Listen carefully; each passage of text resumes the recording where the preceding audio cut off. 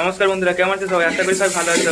আগের দিন মাংস হয়েছিল, তো তারপরে আবার একটা নতুন ব্লগ নিয়ে আমরা চলে এলাম। আজকে শুধু মাংস কষা হবে এবং তার সঙ্গে মুড়ি পরাটা সব কিছু দিয়ে খাওয়া হবে। তো আজকে মাংস যে বানানো হচ্ছে তার পদ্ধতি পুরো পরপর দেখতে থাকো তোমরা বন্ধুরা।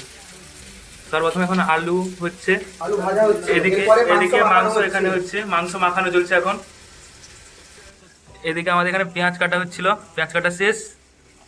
আদা রসুন পেস্টটা দেওয়া হচ্ছে এখন মাংসে মাখানোর জন্য।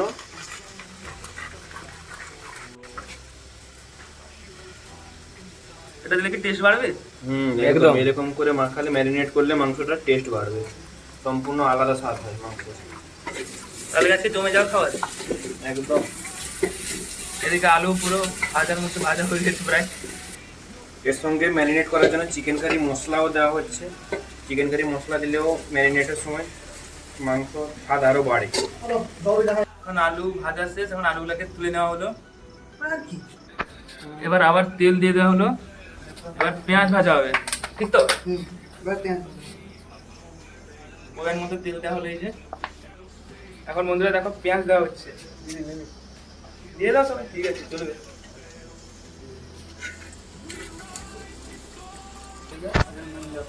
পেঁয়াজটাতে তাড়াতাড়ি হয়ে যায়, তার জন্য আবার পরিমাণ মতো একটু নুন দিয়ে দেওয়া হলো। ভালো করে নেড়ে নেওয়া হচ্ছে। মাংসে নুন দিতে ভুলে যাওয়া হচ্ছিল, তো আবার এখন নুন দেওয়া হচ্ছে। অর্ধেক ম্যারিনেট করার পর আবার নুন দেওয়া হলো। আচ্ছা, আমি বুঝি না, তোমরাই বলে দাও।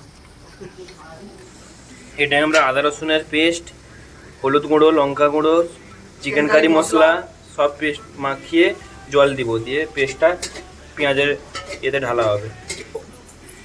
এই যে পরিমাণ মতো জল দিয়ে এটাকে গুলিয়ে ফেলা হচ্ছে। আরো কি জল লাগবে? না, আর জল লাগবে না।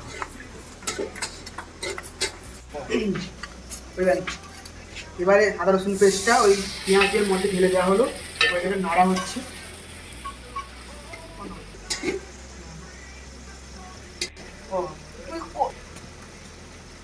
এই মশলাটা কষানোর কাছেই হচ্ছে মাংসর টেস্ট। এরপরে মাংস দিলে তারপরে টেস্ট বেরোবে। আলুর স্বাদ বাড়ানোর জন্য আলুটাকে ওই মশলার মধ্যে দেওয়া হয়েছে, এখন নাড়া হচ্ছে। এই বাড়া, তুমি চুপ করো। তোমাকে এত আসতে বলতে কি বলছে, তাড়াতাড়ি বলো। আলু আর মশলা কষা হয়ে গেছে, এরপর আমরা মাংস কষছি। আচ্ছা কষো। এখন মাংস অর্ধেকটা কষা হয়ে গেছে, আর 20 মিনিটের মধ্যে পুরোটা হয়ে যাবে। হঠাৎ গলার জোর কেন এত? এখন মাংসটা সেদ্ধ হওয়ার জন্য একটু জল দেওয়া হলো।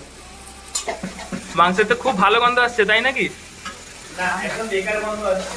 না গো, আপনারা তো দেখে বলুন কেমন লাগছে। মাংসটা দেখে একটা শুকনো শুকনো মনে হচ্ছে না? মাংস প্রায় হয়ে এসছে, তাই আর জল কেন দিব? ও, তোমরা ভাবছো আমরা সারাদিন রান্না করছি আর খাচ্ছি, কিন্তু খাওয়ার দাওয়ার মাঝখানে আমরা পড়াশোনাও করছি। এই দেখো এখানে, এই দেখো মাউসও রয়েছে, কোডিংও চলছে, সবকিছু। যত হলেও আমরা একটু একটু ছোটো মোটো ইঞ্জিনিয়ার।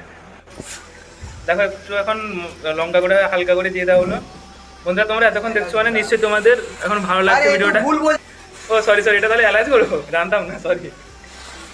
বন্ধুরা তোমরা এতক্ষণ দেখছো মানে নিশ্চয়ই তোমাদের ভিডিওটা ভালো লাগছে। ভিডিওটা ভালো লাগলে লাইক, শেয়ার, সাবস্ক্রাইব সব কিছু একটু করো, এবং আমাদের একটু সাপোর্ট করো, এবং কমেন্টও করো কেমন লাগলো আমাদের ভিডিওটা।